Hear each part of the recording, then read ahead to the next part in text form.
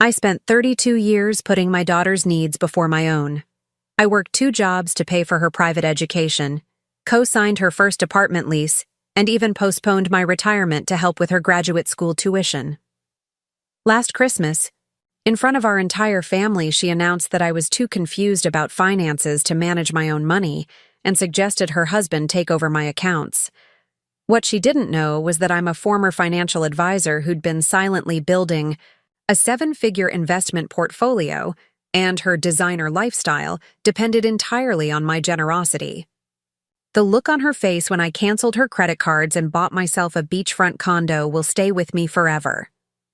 Before we jump back in, tell us where you're tuning in from, and if this story touches you, make sure you're subscribed, because tomorrow I've saved something extra special for you. My name is Claire Wilson. I'm 63 years old now, but this story begins when I was just 30.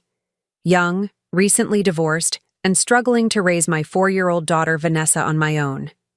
Her father, Michael, had decided that life wasn't for him and left us for his 22-year-old secretary. The divorce settlement was minimal.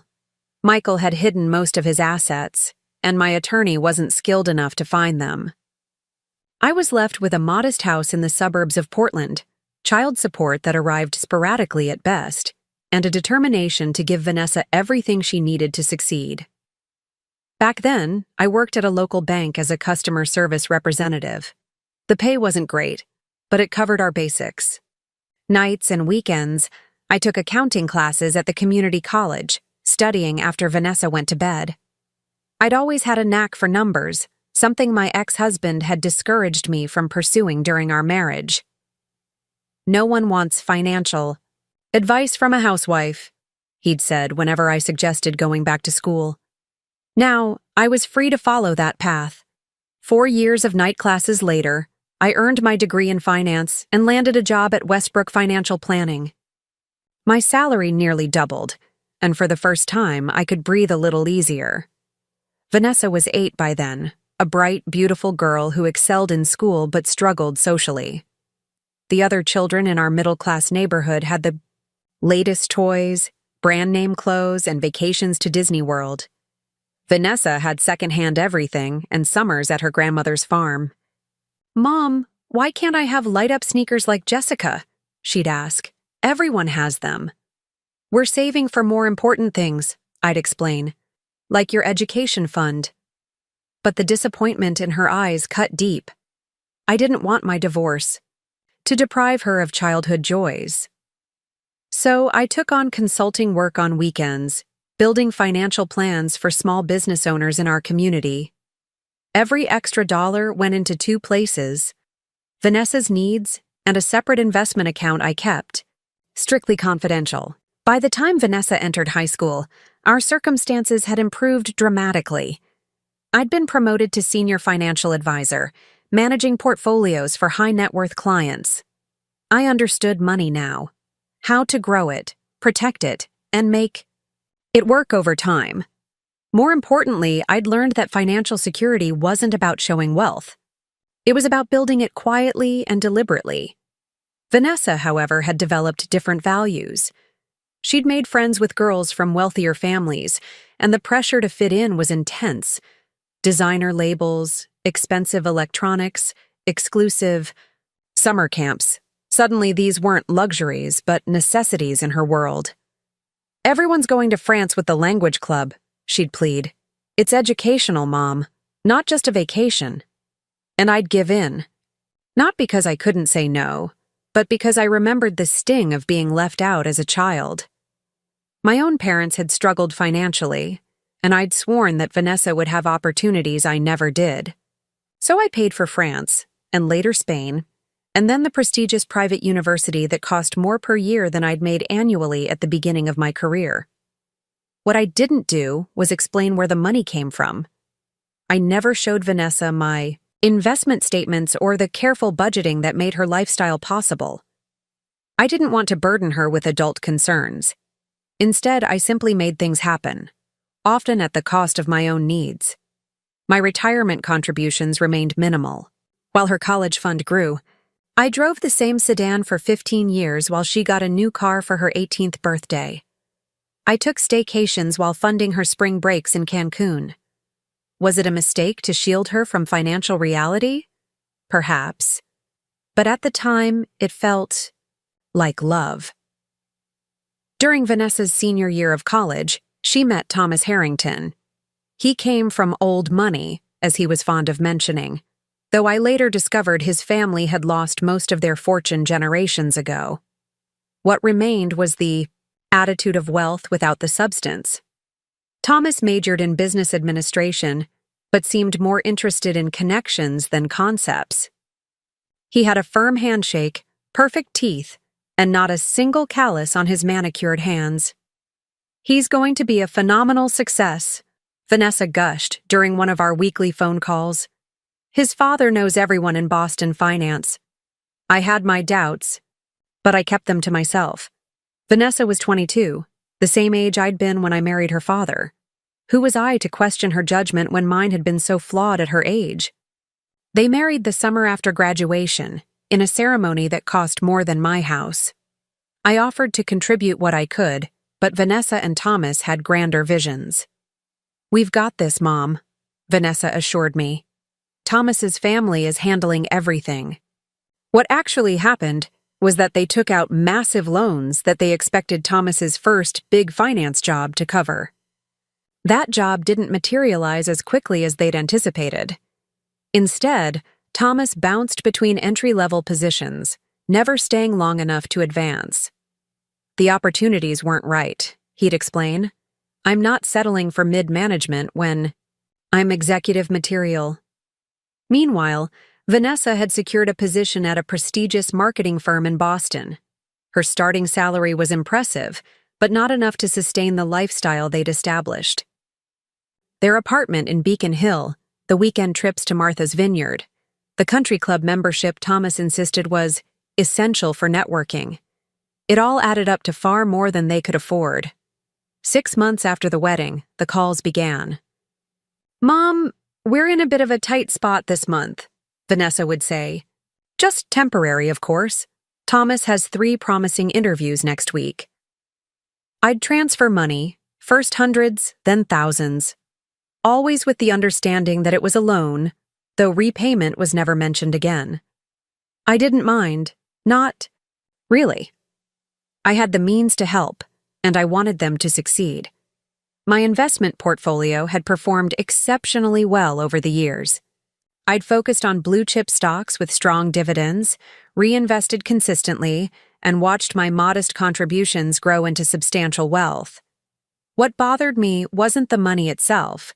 It was that neither Vanessa nor Thomas seemed to recognize the need to adjust their spending. Instead, their lifestyle expanded. Thomas leased a luxury car for client meetings. Vanessa redecorated their apartment with designer furniture. They took a 2-week trip to Italy because Thomas needed to recharge after all the job hunting. When Vanessa called to tell me they were expecting their first child, my concerns doubled. A baby would bring joy, but also expense. I suggested they consider moving to a more affordable area, perhaps closer to me in Portland, where I could help with childcare. "Move to Portland?" Vanessa laughed. "Mom, Thomas's career is in Boston. Besides, we're looking at private schools already. The waiting lists are incredible. You have to apply before the baby's even born." My grandson Jackson was born the following spring. He was perfect. Tiny fingers, bright eyes, and a future already mapped out by parents who could barely manage their credit card bills. I flew to Boston for a month to help, and what I saw troubled me deeply. Their apartment was filled with baby items from the most exclusive boutiques. The nursery alone must have cost thousands, yet there were constant whispered arguments about money, hushed when I entered the room. On my last night there, I sat Vanessa down while Thomas was out with friends. "Honey, I'm worried about your finances," I said gently. "A baby changes everything, and it might be time to create a more solid budget." Vanessa stiffened. "We're fine, Mom. Thomas is expecting a promotion." "Even so," I pressed, It would be wise to have a contingency plan. I could help you set up a financial framework? No offense, she interrupted. But your idea of financial planning is clipping coupons and driving cars until they fall apart. Thomas and I have a different approach. Her words stung, but I let it go. She was exhausted from new motherhood, and I didn't want to add to her stress. Instead, I set up a college fund for Jackson before I left and added both Vanessa and Thomas as authorized users on one of my credit cards for emergencies. Those emergencies quickly became regular occurrences. First, it was unexpected baby expenses. Preparing and narrating this story took us a lot of time, so if you are enjoying it, subscribe to our channel. It means a lot to us. Now back to the story. Then, home repairs. Then the private preschool tuition that came due before Thomas received his annual bonus. The charges on my card grew from hundreds each month to thousands, but I said nothing. My portfolio continued to perform well, and I took satisfaction in knowing I was helping to provide stability for my grandson. 3 years later, when Vanessa announced they were expecting twins, I knew their financial house of cards was about to collapse.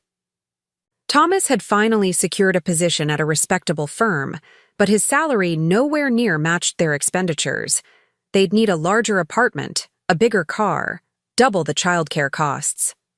Without discussing it with them, I liquidated one of my smaller investment accounts and set up a dedicated fund for their needs. The twins, Emma and Olivia, arrived 7 weeks premature. The medical bills were substantial, even with insurance. I covered them without hesitation, along with a part-time nanny for the first 6 months. When Thomas mentioned they were considering moving to a larger place in Cambridge, I offered to help with the down payment. "You'd do that for us?" Thomas asked, seeming genuinely surprised. "Family takes care of family," I said simply. What I didn't say was that I'd been planning to retire that year. At 61, I'd saved carefully and had more than enough to live comfortably for the rest of my life. But with 3 grandchildren who needed security, I decided to continue working. My needs could wait a little longer. The pattern continued. Their spending increased with every raise and bonus Thomas received, always staying just ahead of what they could actually afford. My credit card became their safety net, used for everything from grocery deliveries to Thomas's golf club membership. I paid the bills without comment, watching my retirement date recede further into the future. Whenever I visited Boston, I noticed a subtle shift in how they treated me. There was an air of condescension in their explanations of their sophisticated lifestyle choices. They'd exchange glances when I mentioned practical concerns like insurance or education costs. Once, I overheard Thomas refer to me as charmingly frugal to a friend, as if my financial prudence were an eccentric quirk, rather than the very thing that had built their safety net. But nothing prepared me for what happened last Christmas. We'd gathered at their new Cambridge home, a beautiful brownstone they got an incredible deal on, according to Thomas, though I knew exactly how much of the down payment had come from my accounts. The grandchildren were opening presents, extravagant gifts I couldn't help noticing, when the conversation turned to my upcoming retirement. "Have you decided what to do with the house?" Thomas asked casually. "I'm keeping it," I replied. "I love my garden, and it's paid off completely." Thomas and Vanessa exchanged one of their looks. "Mom?" Vanessa said in the tone one might use. With a confused child, "We've been talking, and we think it might be better if you sold the house and moved into a retirement community. Something with less maintenance." "I don't want less maintenance," I said, surprised. "My home keeps me active." "It's not just about the maintenance," Thomas interjected. "It's about making sound financial decisions at this stage of life." I raised an eyebrow. "My financial decisions have always been sound." "Mom," Vanessa said, lowering her voice though the children were thoroughly distracted by their new toys, "we're concerned. You're getting older, and financial management becomes more challenging with age. We've seen some questionable spending lately." "Questionable spending?" I repeated. "The credit card," Thomas explained, as if I might have forgotten its existence. The charges have been increasing. We worry you might be getting confused about money matters. I sat very still, processing what was happening. My daughter and son-in-law, whose lifestyle I had subsidized for years, whose children's education, funds I had established, whose home I had helped purchase, were suggesting I couldn't manage my own finances. What Thomas means, Vanessa continued, is that we think it would be best if we helped oversee your accounts going forward, just to make sure everything's in order.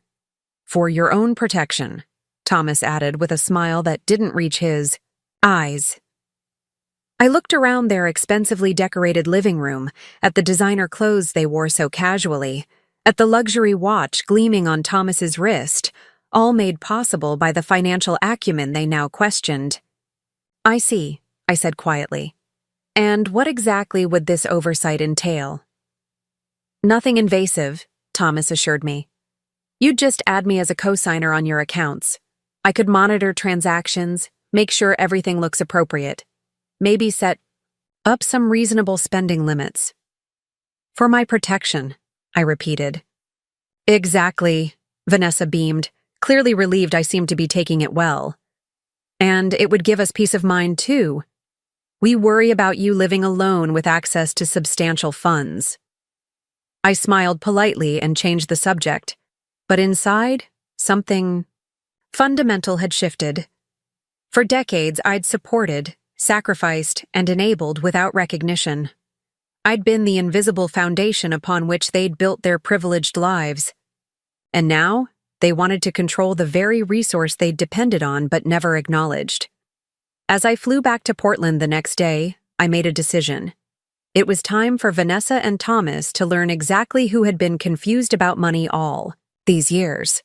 It was time for the truth to come out. And more importantly, it was time for me to finally put myself first. The first thing I did upon returning home was pull my complete financial records.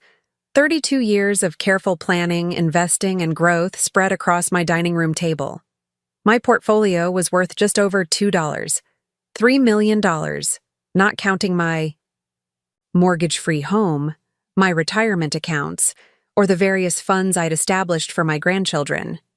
For decades, I'd lived well below my means, quietly building wealth while presenting a modest image to the world. Next, I printed out every credit card statement from the past 5 years, the ones showing my daughter and son-in-law's spending, habits, designer clothes, exclusive restaurants, first-class upgrades, spa weekends. The emergencies had evolved into a lifestyle subsidy that averaged $6,500 per month. That was more than most families' mortgage payments, funded entirely by the woman they now deemed too confused to manage money. I also compiled a complete accounting of every direct transfer I'd made to their accounts. The down payment on their brownstone, the twins' medical bills, Jackson's private school tuition, the loan for Thomas's investment opportunity that had mysteriously never been mentioned again. The total made me catch my breath. $347,192 over 7 years, not including the credit card expenses. The evidence was overwhelming, but I needed to be strategic. Simply confronting them would lead to defensiveness, denials, perhaps even a family rift that would separate me from my grandchildren. I needed to demonstrate the consequences of their assumptions in a way they couldn't ignore or explain away. I scheduled a call with my financial advisor, Martin, who had been managing my investments for nearly 2 decades. I need to make some significant changes, I told him. Is everything all right, Claire? He asked, concern evident in his voice. Everything is about to be, I replied. First, I closed the credit card account that Vanessa and Thomas had been using. Not just removing them as authorized users, completely shutting down the account. Then I contacted the private school where Jackson attended and the preschool where the twins were enrolled. I explained that while the current term's tuition would remain paid, I would not be contributing further. The same went for the children's extracurricular activities, the horseback riding lessons, the private swim instructor, the French tutor for a 5-year-old. These were difficult calls to make. I adored my grandchildren and had always wanted to give them every advantage. But I reminded myself that true advantage comes from understanding value, appreciating sacrifice, and recognizing that actions have consequences, lessons their parents had failed to learn despite my best efforts. Next, I visited my attorney and updated my estate plans. The trust funds for my grandchildren remained untouched. Those were for their education and would be managed independently until they turned 25. But the considerable assets that would have gone directly to Vanessa were now redirected to a carefully structured trust with specific conditions for distribution. Finally, I contacted a real estate agent, not to sell my home as Thomas and Vanessa had suggested, but to help me find a second property. "I'm looking for something on the Oregon coast," I explained, "a place where I can watch the sunset over the ocean." 2 weeks passed without any contact from Boston. I knew the credit card had been declined somewhere, probably at some high-end store or restaurant, but they hadn't called to ask why. Perhaps they were embarrassed, or maybe they assumed it was a temporary system error. Either way, the silence wouldn't last long. The call came on a Tuesday evening as I was reviewing listings for beachfront properties. "Mom?" Vanessa's voice had the forced lightness that signaled an uncomfortable conversation ahead. "How are you?" "I'm wonderful, actually," I replied, truthfully. "Just looking at some investment opportunities." "Oh, what kind of investments?" The surprise in her voice was evident. Financial discussions had never been part of our regular conversations. "Real estate primarily," I said. "But that's not why you called, is there?" A pause, then. "Well, there seems to be some issue with the credit card. Thomas tried to pay for Jackson's birthday party venue yesterday, and it was declined." "Yes," I said simply. "I closed that account." Another pause, longer this time. "You closed it?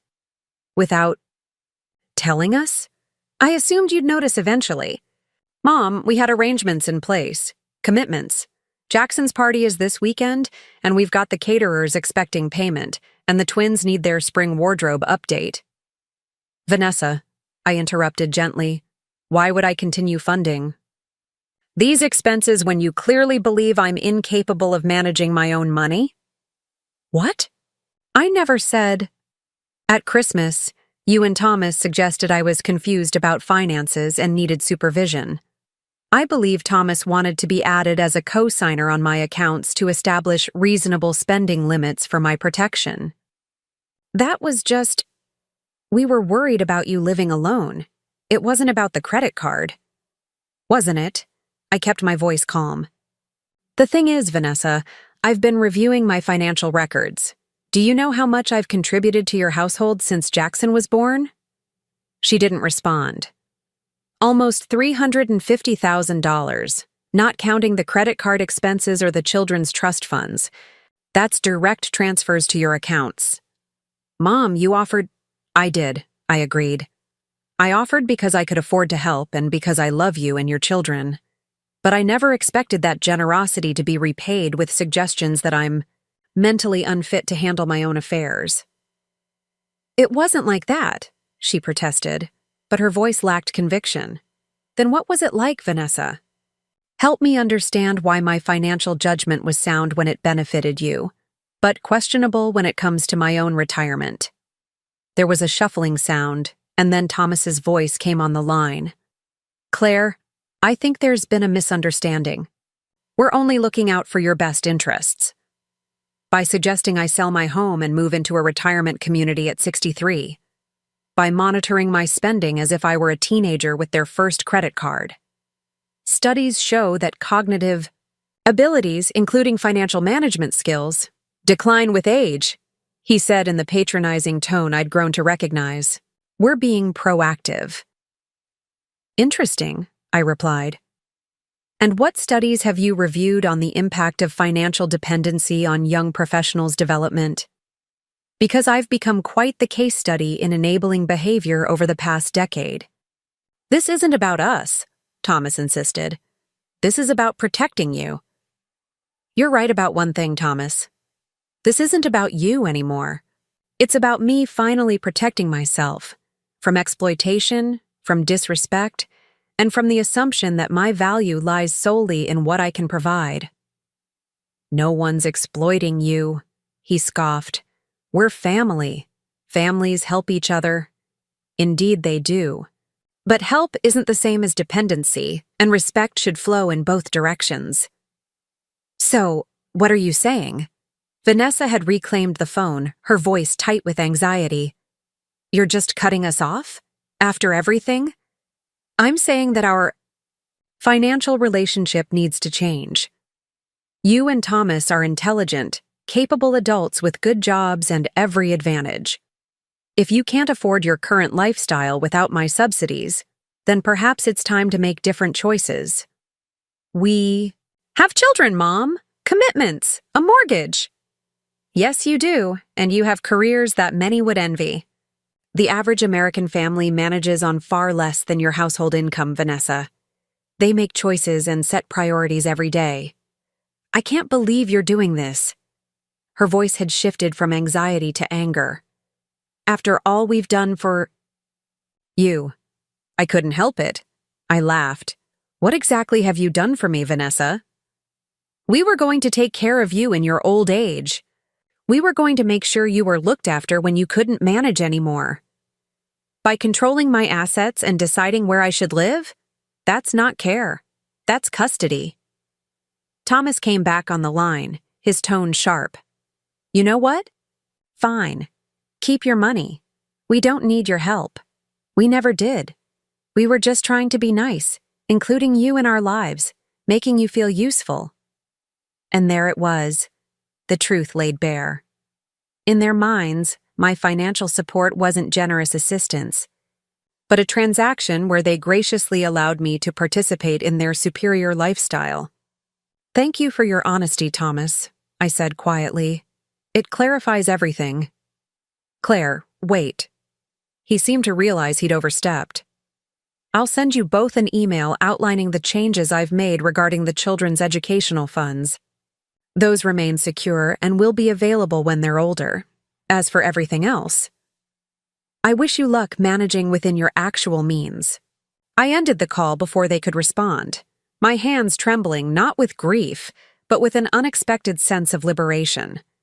For the first time in decades, I had prioritized my own well-being over others' expectations. It felt foreign, uncomfortable, yet undeniably right. The next morning, my phone was flooded with messages, some pleading, others accusatory. Vanessa swung between reminding me of all I'd miss, my grandchildren's milestones, and attacking my character, selfish, vindictive, having a senior moment. Thomas took a different approach, sending links to articles about cognitive decline and suggesting we consult a professional together about these concerning changes in behavior. I responded to none of them. Instead, I drove to the coast to view the beachfront property I'd been considering, a modern 2-bedroom condominium with floor-to-ceiling windows overlooking the Pacific.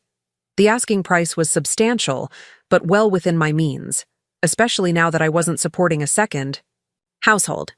It's perfect, I told the real estate agent as the afternoon sun scattered diamonds across the water. I'll take it. 2 weeks after purchasing my beach property, I invited my closest friend, Diana, to visit for the weekend. Diana and I had worked together at Westbrook for nearly 20 years. She knew my financial situation and had often questioned my continued support of Vanessa and Thomas. This place is absolutely stunning, she said, stepping onto the balcony with a glass of wine. I still can't believe you kept it a secret from everyone. Not everyone, I corrected. Just those who thought they needed to manage my finances for me. Diana laughed, shaking her head. The irony is delicious. Your daughter and her husband thinking you're financially confused while living off your expertise. To be fair, they never knew what I did for a living, not really. Vanessa was young. When I started at Westbrook, and I never discussed the details of my work with her. Later, it just didn't come up. Still, Diana persisted, they must have wondered how you afforded to help them so much on what they assumed was a modest salary. I shrugged. People tend to see what confirms their existing beliefs. They saw my practical car and modest home and assumed financial limitation rather than financial choice. That evening, as we prepared dinner in my new gourmet kitchen, Diana asked the question I'd been avoiding. Have you heard from Vanessa since the credit card incident? Oh, yes, I replied, slicing vegetables with perhaps more force than necessary. Daily texts about how they've had to make sacrifices like canceling their country club membership and switching Jackson to the less prestigious soccer league. How devastating for them, Diana said dryly. The latest drama is that they can't afford their spring break trip to Barbados. Thomas is apparently working too hard to be denied a proper vacation. Working hard at what, exactly? Spending your money? I laughed, despite myself. He does have a real job, Di. It just doesn't pay enough for the lifestyle they've created. My phone buzzed with an incoming call. Vanessa, for the third time that day. I let it go to voicemail. You'll have to talk to her eventually, Diana pointed out. I know, but not until I'm ready. Not until I'm certain I won't give in again. The following Monday, I returned to Portland to find a FedEx envelope waiting at my primary residence. Inside was a formal letter from a Boston law firm representing Vanessa and Thomas, requesting a family mediation regarding disputed financial arrangements and verbal commitments. I called my own attorney immediately. They're trying to intimidate me, I explained after forwarding the letter, possibly laying groundwork to challenge my competence if I don't reinstate their funding. It's an empty threat, my attorney assured me. They have no legal claim to your assets, regardless of past support. As for competence, your ongoing professional work and clear financial records would easily counter any such challenge. Should I respond to the mediation request? Only through me.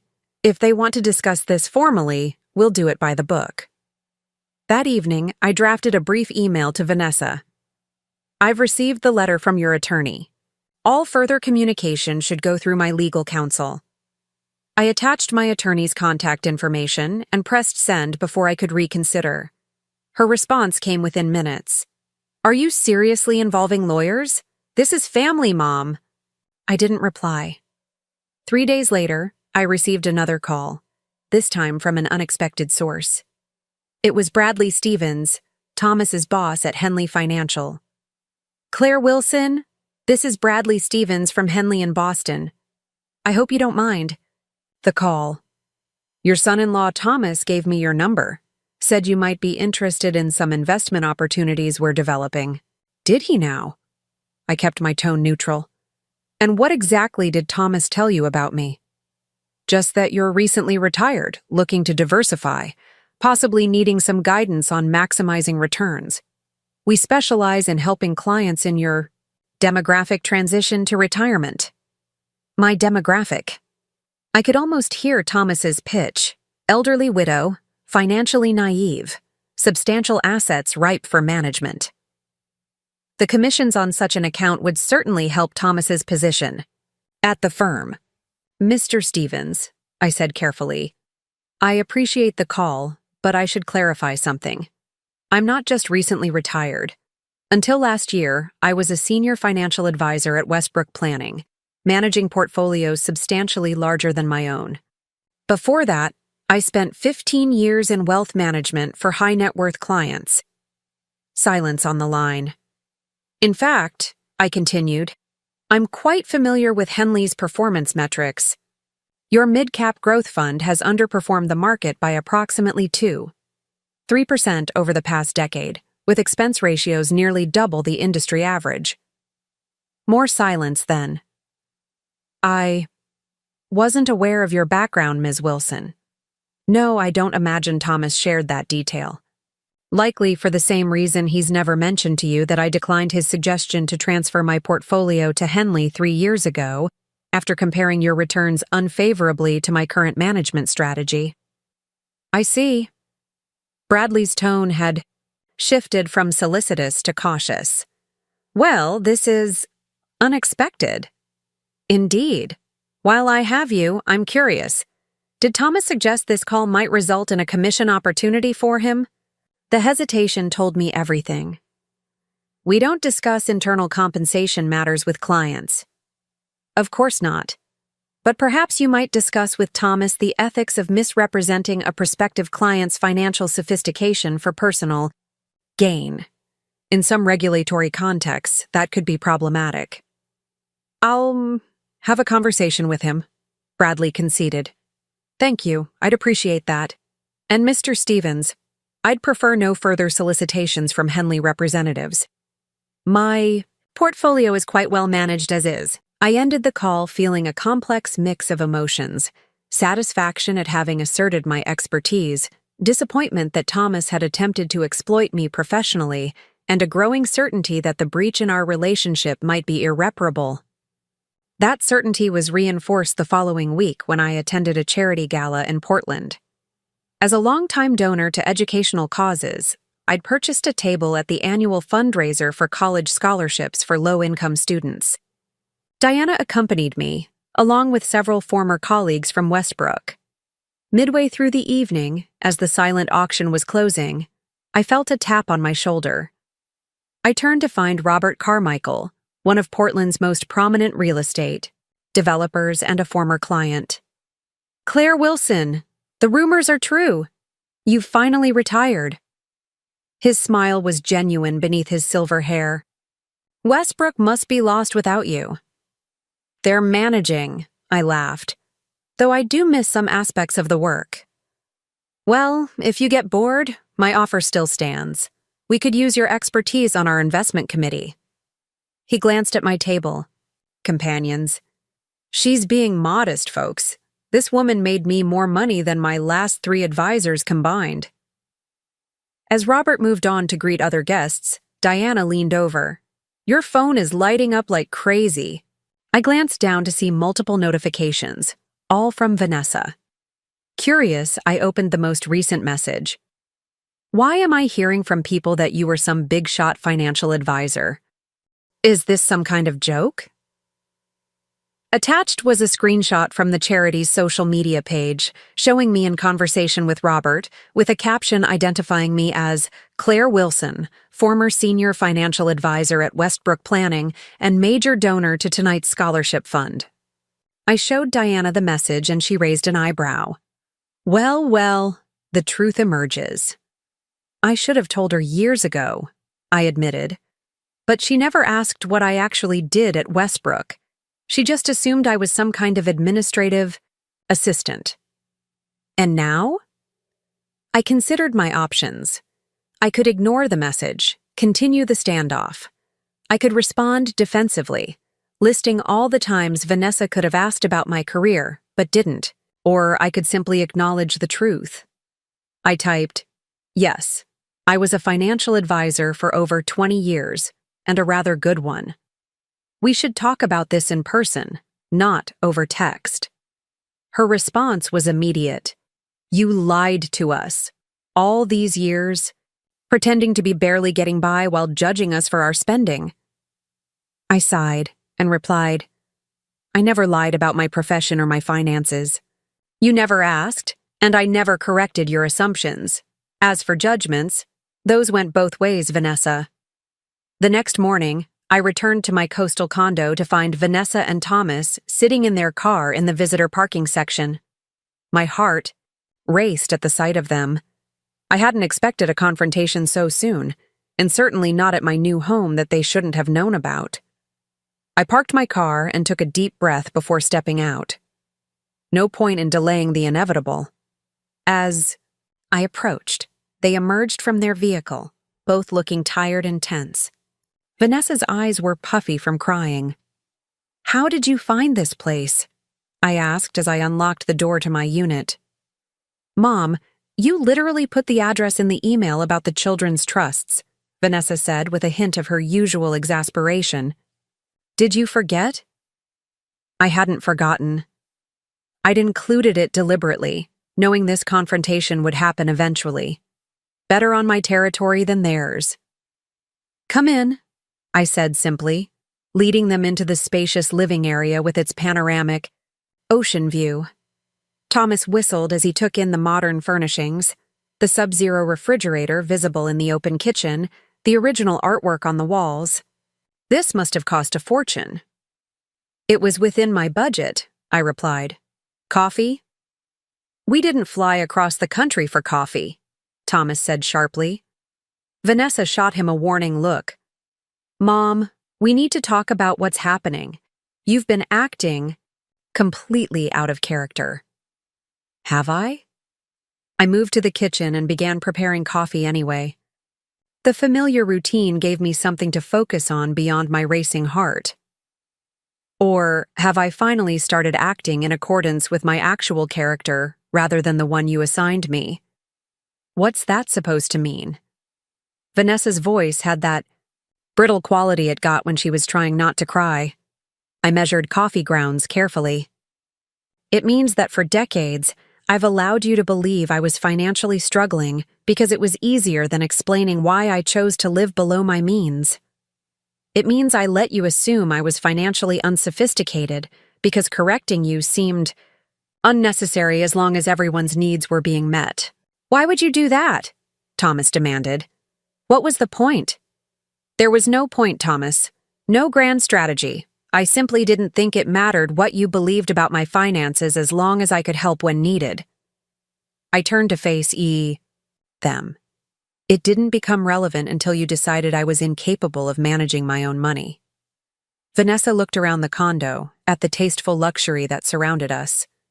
"So all those years when we invited you to visit and you said you couldn't afford the trip, when we offered to help with your bills, that was all just, what, a test?" "No," I said gently. "It was a choice. I chose to invest rather than spend. I chose financial security over designer labels. But I never asked you to make those same choices, and I certainly never judged you for your priorities." "You absolutely judged us," Thomas cut in. "Every time we talked about a vacation or a house upgrade, you'd get that look, like we were being frivolous or irresponsible." "Because you were living beyond your means, Thomas. Not because the things themselves were wrong, but because you couldn't afford them without my subsidies." "Which you were happy to provide until suddenly you weren't," he shot back. I poured 3 cups of coffee and brought them to the living area, gesturing for them to sit. I was happy to help my family. I'm still happy to help in appropriate ways. What changed was how you viewed me, as someone who needed management rather than respect. Vanessa accepted the coffee, but didn't drink it. "Mom, we were worried about..." "You. Genuinely worried. You've been living alone, never talking about money except to say things were fine. And then suddenly you're retiring with no apparent plan. What were we supposed to think?" "You were supposed to ask," I said simply. "Ask about my career. Ask about my retirement planning. Ask about my financial situation instead of assuming you knew better." "We did ask," Thomas protested, "at Christmas, and you got defensive." "No, Thomas. You didn't ask. You told. You told me I was confused. You told me I needed supervision. You told me I should sell my home and move where you deemed appropriate. Not once did you say, 'Claire, we're concerned about your retirement. Can you tell us about your preparations?'" Vanessa stared into her untouched coffee.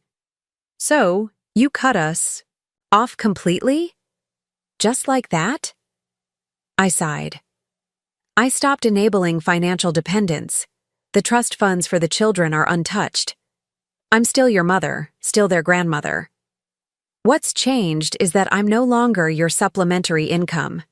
And you bought all this," Thomas gestured around the condo. "To what? Show us up? Prove a point? I bought this because I've wanted an ocean view for 20 years, and I finally decided to prioritize my own dreams." I took a sip of my coffee. The timing was perhaps pointed, I'll admit. Vanessa finally looked up, tears streaming down her face. Do you have any idea how humiliating this has been? Finding out that my mother, who I thought worked as some kind of bank clerk, was actually this financial genius the whole time?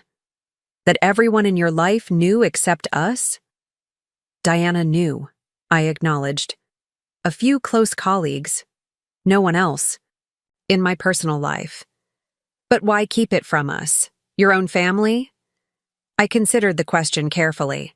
Initially, because you were too young to understand or care what Mommy did all day. Later, because it just never seemed important to correct the narrative. And eventually, because I saw how you and Thomas treated people you considered financially inferior, and I wasn't eager to subject myself to the reverse dynamic. Thomas flushed. That's completely unfair. Is it? Thomas, just last week you tried to have your boss contact me to manage my naive widow money for a commission. You literally tried to profit from the assumption that I was financially ignorant. That was a misunderstanding, he said weakly. It was opportunism, I corrected, and it's precisely why I kept my financial knowledge to myself all these years. Vanessa wiped her eyes. So what happens now? You just go on with your fabulous secret life, and we struggle to maintain the lifestyle you helped create. What happens now, I said carefully, is that we reset our relationship on more honest terms. I'm not cutting you out of my life, Vanessa. I'm cutting off financial dependency. There's a difference. It doesn't feel different from where I'm sitting, she muttered. I understand that. Change is difficult, especially when it affects your material comfort. But consider this. You and Thomas have advantages that most people would envy.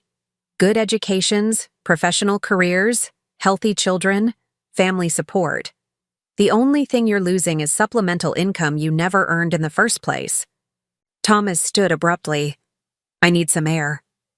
He walked onto the balcony and closed the door behind him, leaving Vanessa and me alone. He's been miserable, she said quietly. His boss has been questioning his judgment ever since that phone call. He might lose his year-end bonus. I'm sorry for that, I said, and meant it. That wasn't my intention. What was your intention? Mom? To teach us a lesson? To punish us for Christmas? I reached for her hand and to my surprise, she didn't pull away. My intention was to reclaim my autonomy, to stop being valued only for what I could provide, and yes, to correct some unhealthy patterns that I helped create. By humiliating us. That wasn't the goal, but I understand why it feels that way. We sat in silence for a moment, the only sound the distant crash of waves against the shore. The twins miss you, Vanessa finally said. They ask where Grandma is. I miss them too, all of them. I squeezed her hand.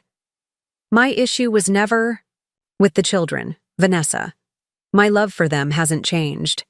But our access to your money has. There was bitterness in her voice, but less heat than before. Yes, I acknowledged. Because that relationship had become unhealthy for all of us. You and Thomas living beyond your means, me enabling dependency, all of us operating under false assumptions. Vanessa withdrew her hand and stood, walking, to the window to look out at the ocean. You know what the worst part is? Not the money. It's realizing that my own mother has been essentially a stranger all these years. That you let me believe a completely false story about who you are. I'm still the same person, Vanessa.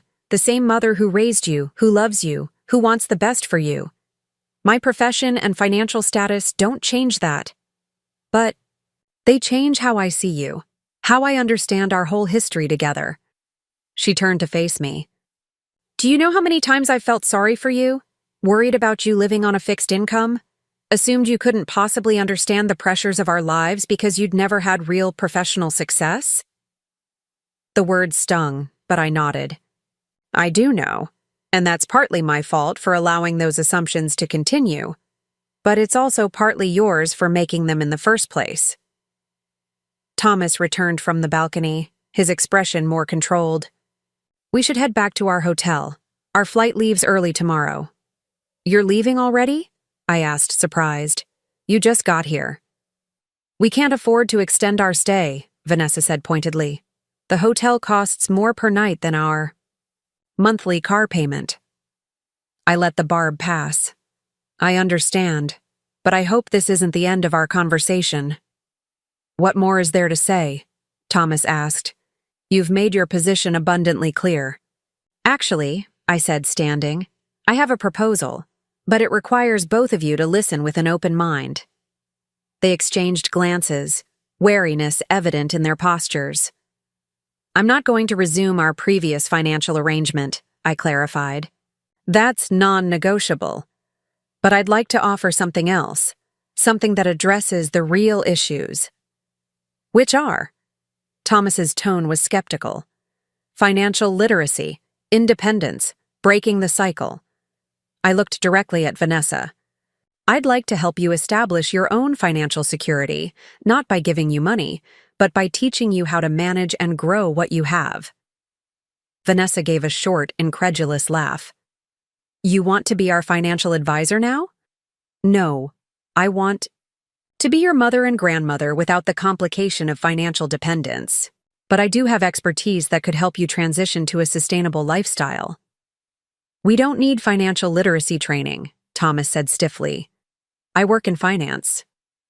You work in sales at a financial firm, I corrected gently. It's not the same as understanding personal financial management.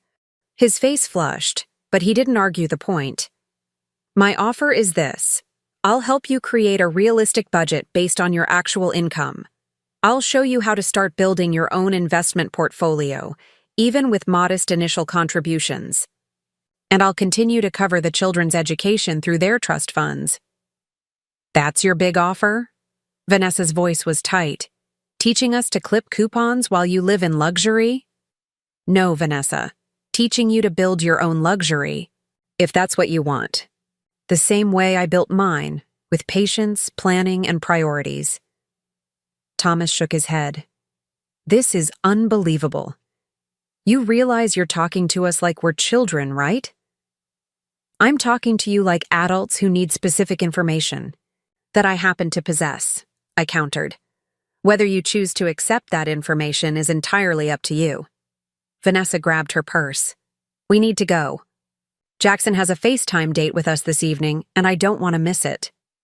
Tell him I love him, I said quietly. All of them. She paused at the door.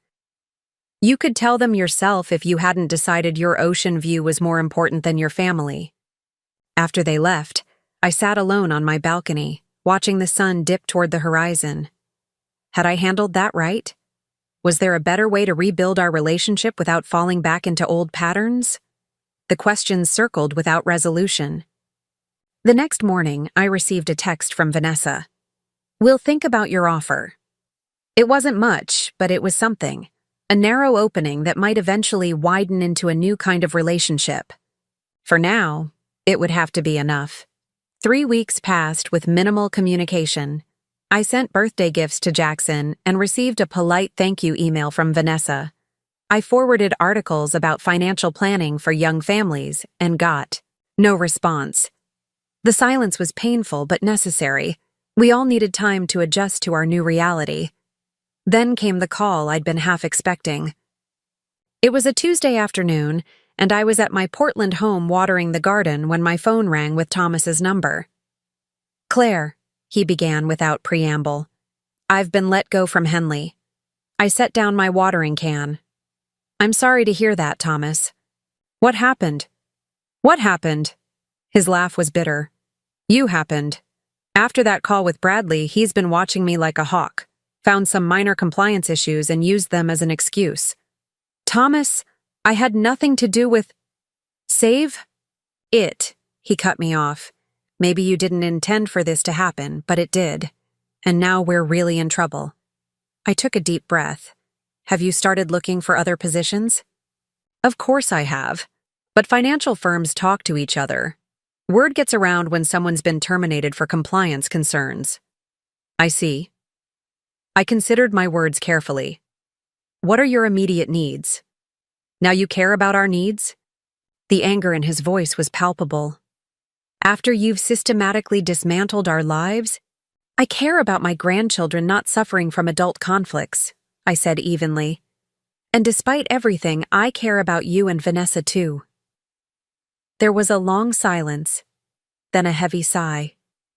We're behind on the mortgage. 2 months now. The bank is making noises about foreclosure proceedings. The situation was worse than I'd anticipated. Where's Vanessa now? At work.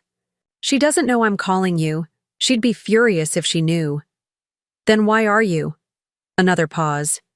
Because I'm out of options, and because maybe some of what you said made sense, about us living beyond our means, about needing to change. It was a significant admission from Thomas, who had always projected absolute confidence in his financial decisions. I'd like to help, I said carefully. But not by simply writing a check this time. That approach hasn't served any of us well. What then? His voice held a mix of desperation and resignation. Let me review your complete financial situation. All of it. Income, expenses, debts, assets. No hiding anything. From there, we can develop an actual plan, not just a temporary fix. And in the meantime, we could lose our home in a matter of weeks. I thought for a moment. I could make the mortgage current as an interest-free loan with structured repayment terms. But only if you and Vanessa agree to the full financial planning process. A loan. He sounded skeptical. With what collateral? Your word, I said simply. And a legal agreement that outlines repayment expectations. You don't trust us. This isn't about trust, Thomas. It's about establishing healthier financial boundaries. The loan would be a business arrangement, separate from our family relationship. Vanessa will never agree to this. She's still furious with you. Then you'll need to help her understand what's at stake. I'm offering a path forward, not just a Band-Aid solution. After more discussion, Thomas reluctantly agreed to talk to Vanessa and let me know their decision. I hung up feeling both worried and cautiously hopeful. This crisis could lead to meaningful change, or it could deepen the rift between us beyond repair. That evening, Vanessa called. Her voice was strained but controlled. Thomas told me about your conversation, about your offer. And what do you think? I asked. I think it's humiliating. I think you're enjoying watching us struggle. So what's the solution? Besides, spend less, which we've already started doing. The solution has multiple components, I said. First, we need to stabilize the situation by addressing high-interest debt. Second, we need to align your fixed expenses with your reliable income. And third, we need to establish an emergency fund so unexpected events don't immediately trigger new debt. That sounds great in theory, Vanessa said. But how exactly do we do that when Thomas is unemployed? And we're already behind on everything? One option would be to consider downsizing your home, I suggested carefully. The Boston real estate market is strong. You could potentially sell the brownstone, pay off your debts, and purchase a more affordable property outright. Absolutely. Not, Vanessa's response was immediate. The schools, our community, the children's friends, we're not uprooting everything.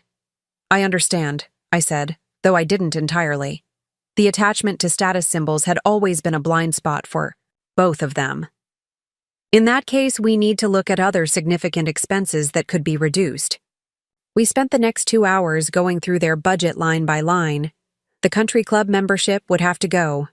One of the luxury cars would be replaced with a more affordable option. The weekly housekeeper would be reduced to bi-weekly. The private chef for dinner parties would be eliminated entirely. The children's extracurricular activities would need to be prioritized, keeping the most meaningful, suspending the rest. Throughout the process, I was careful to frame each change as a choice rather than a directive. If private school remains your top priority, then other areas will need to adjust accordingly. The question is, what matters most to your family? By the end of our session, We had identified potential monthly savings of nearly $9,000, significant, but still not enough to close the gap completely given Thomas's unemployment. The larger question of his career path remained unaddressed. "You've both been remarkably open to these difficult conversations," I said as we prepared to conclude. "I know this isn't easy." Vanessa looked exhausted. "It's not like we have much choice." "There are always choices," I reminded her, "including choices I might not agree with. My role here is to help you see the full picture and potential consequences, not to make decisions for you." "What about—" Thomas hesitated. "What about more substantial assistance? Not ongoing support, but a one-time intervention to clear the high-interest debt?" And there it was, the request I'd been half expecting since we began. "I'm open to discussing that," I said carefully, "but only as part of a comprehensive plan that addresses the underlying patterns, not just the symptoms." "Meaning?" Vanessa asked. "Meaning I'd want to see demonstrated commitment to the changes we've discussed today. 3 months of adhering to the new budget, active job searching for Thomas, financial education for both of you, including the children as appropriate for their ages." "You're setting conditions," Vanessa observed, but without the anger I'd anticipated. "I'm establishing parameters that ensure my assistance actually helps rather than enables," I corrected. "There's a difference." Thomas looked thoughtful. "And after 3 months, if we've met these parameters, then I'd consider providing a one-time debt consolidation loan at minimal interest, structured with clear repayment terms based on your actual income capacity." "A loan," Vanessa repeated, "not a gift." "Correct, because the goal is independence, not dependence. If Thomas remains unemployed longer than expected, we can revisit the repayment schedule. But the fundamental principle remains. This isn't an unlimited resource without accountability." They exchanged glances, having one of those silent conversations that long-term couples perfect. "We'll think about it," Thomas finally said. "That's all I ask," I replied.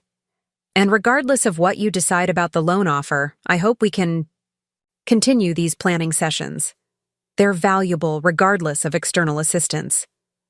After we disconnected, I sat back in my chair, emotionally drained.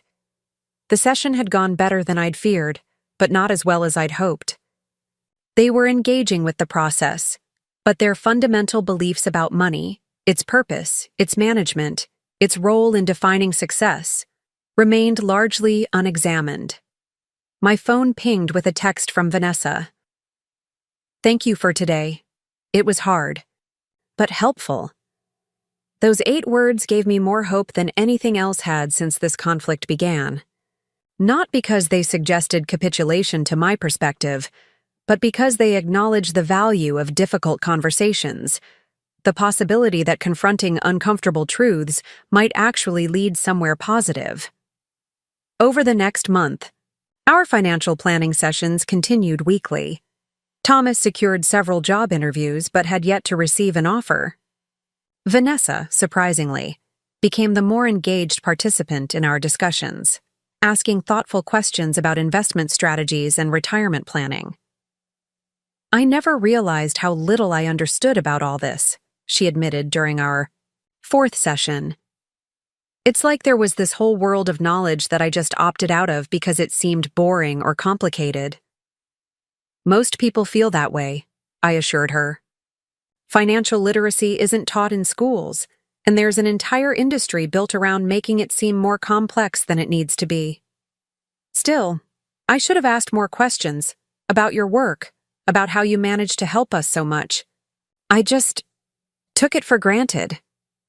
It was the closest she'd come to an apology, and I accepted it as such. "We all have blind spots, Vanessa. I certainly had mine when it came to enabling financial dependency." During our 5th session, they shared their first month's results on the new budget. They'd exceeded the savings targets we'd set, cutting expenses by nearly $11,000 through a combination of planned reductions and additional discretionary spending cuts they'd identified themselves. The kids have actually been amazing about it, Vanessa reported with evident surprise. We explained that we needed to make some changes, be more mindful about spending. Jackson suggested a game where they earn points for finding free activities to do as a family. Children often understand more than we give them credit for, I noted. And they learn their values about money by watching how we handle it. That's what scares me, Thomas admitted. What have we been teaching them all these years? That more is always better? That appearances matter more than security? It was a moment of genuine self-reflection that would have seemed impossible just weeks earlier. By the end of the second month, 2 significant developments occurred. First, Thomas received a job offer from a smaller financial firm. The base salary was lower than his previous position, but the role offered growth potential and a more ethical approach to client services. Second, they had begun actively paying down their credit card debt, using the savings from their budget adjustments to target the highest interest accounts first. We've paid off 1 card completely, Vanessa announced during our session, unable to hide her pride. It was the smallest balance, but still, it feels like actual progress. It is progress, I confirmed, and the psychological benefit of eliminating an entire debt obligation shouldn't be underestimated. It creates momentum. By the end of the 3rd month, they had reduced their credit card debt by nearly $18,000 through a combination of budgetary discipline and selling unused luxury items, designer handbags, electronics, exercise equipment that had been gathering dust. We're still interested in the consolidation loan, Thomas said during our review session, but for a smaller amount than originally discussed. We've realized we can handle more of this ourselves than we thought. I felt a surge of pride that I tried not to show too obviously. I think that demonstrates exactly the kind of progress that makes such assistance productive rather than enabling. We agreed on terms for a $50,000 loan to clear the remaining highest interest debt, with a 5-year repayment schedule tied to Thomas's new income. The interest rate was minimal, just enough to maintain the principle that this was a business, arrangement with expectations, not a gift without accountability. The real breakthrough, however, came unexpectedly during a weekend visit to my coastal condo. Vanessa had suggested bringing the children for a day trip, the first time they'd visit my new home. I think you've manufactured this whole situation to force us to come crawling back on your terms. I sighed. None of that is true, Vanessa. I didn't cause Thomas to lose his job. I didn't create your financial problems. All I did was stop enabling unsustainable spending habits. By cutting us off without warning. After you suggested I was mentally unfit to manage my own money, I reminded her. That was the breaking point, not some master plan to teach you a lesson.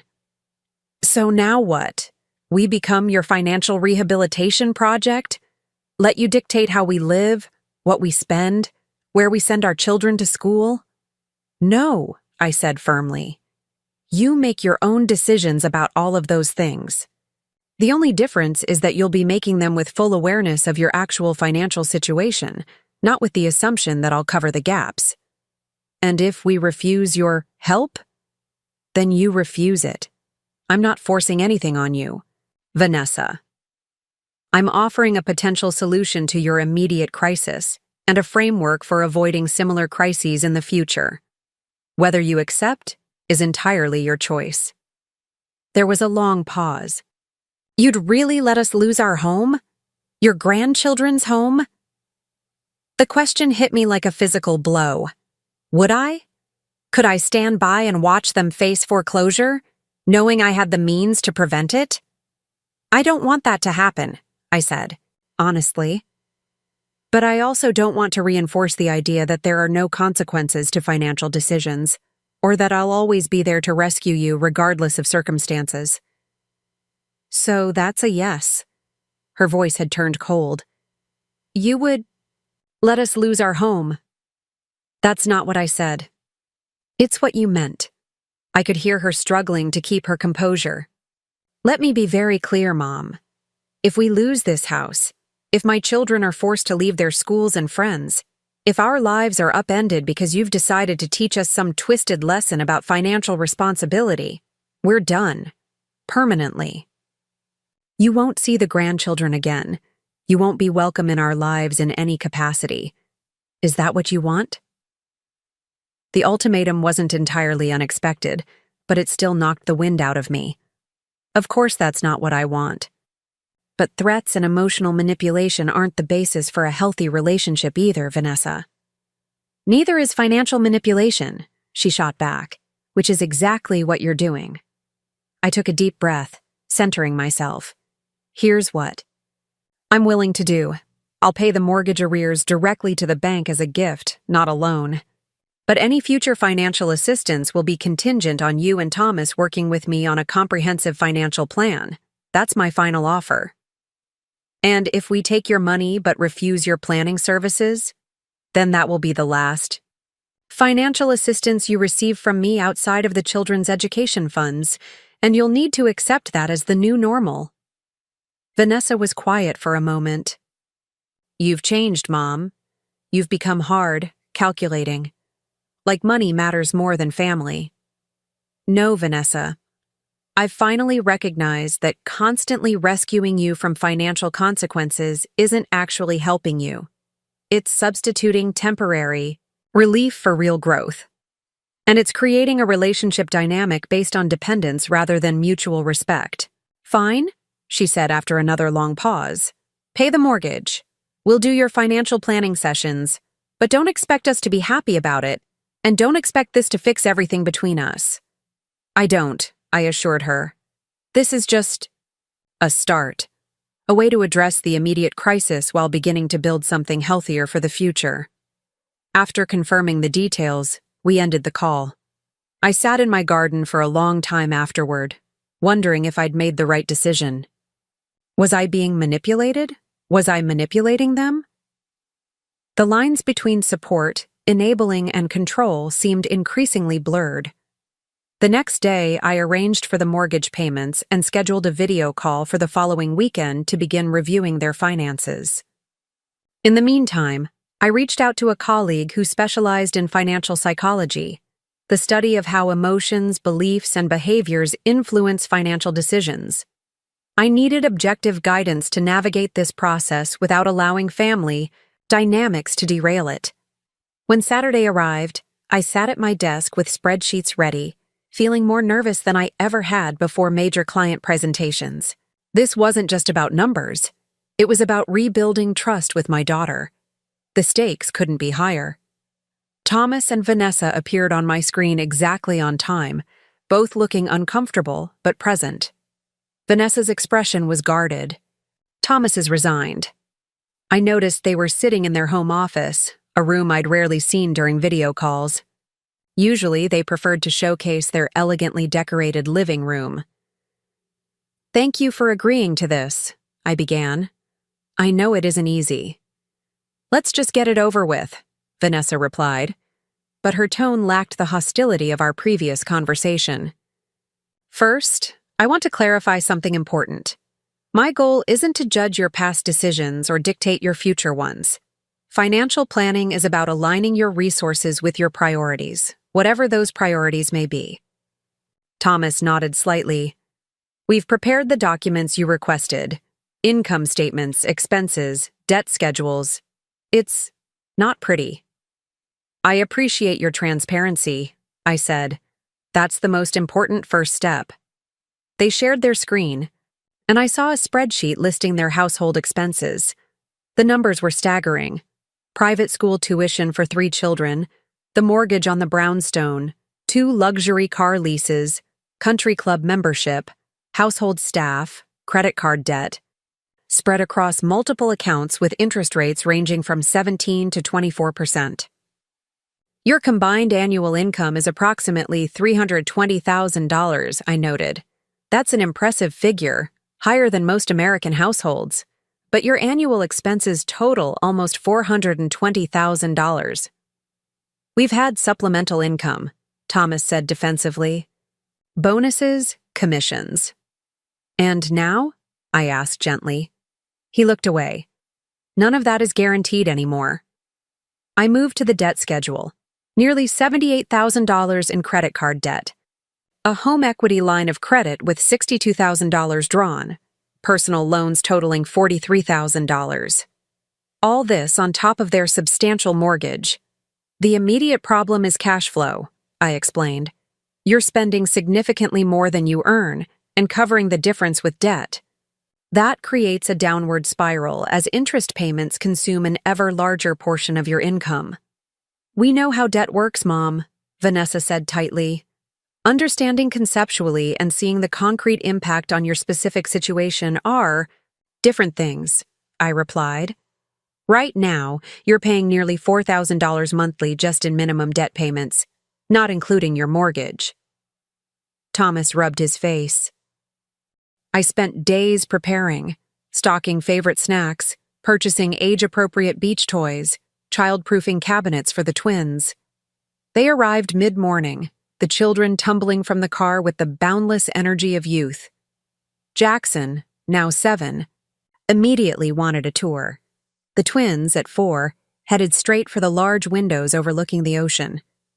"Can we go to the beach, Grandma?" Jackson asked, his eyes bright with excitement. "Of course," I promised, "right after lunch." As the children explored under Thomas's supervision, Vanessa joined me in the kitchen where I was preparing sandwiches. "Need help?" she offered, already reaching for the bread. "Always." I smiled, handing her the cutting board. We worked in companionable silence for a few minutes before she spoke again. "I've been thinking a lot about why I reacted so strongly to discovering your financial expertise," she said, focusing intently on slicing tomatoes. "It wasn't just embarrassment, though. There was plenty of that." "What else was it?" I asked gently. "I think." She hesitated. "I think I was afraid." "Afraid of what?" She set down the knife, finally meeting my eyes. "Afraid that if you didn't need our approval or inclusion, if you were completely self-sufficient, you might not want us in your life at all. That, without the financial connection, there wouldn't be any reason for you to put up with us." The admission stunned me. "Vanessa, you're my daughter. I love you. That has nothing to do with money or need." "I know that intellectually," she said. "But emotionally, I think I've been worried for years that we weren't giving you enough in return for everything you did for us. That someday you'd realize the imbalance and just walk away.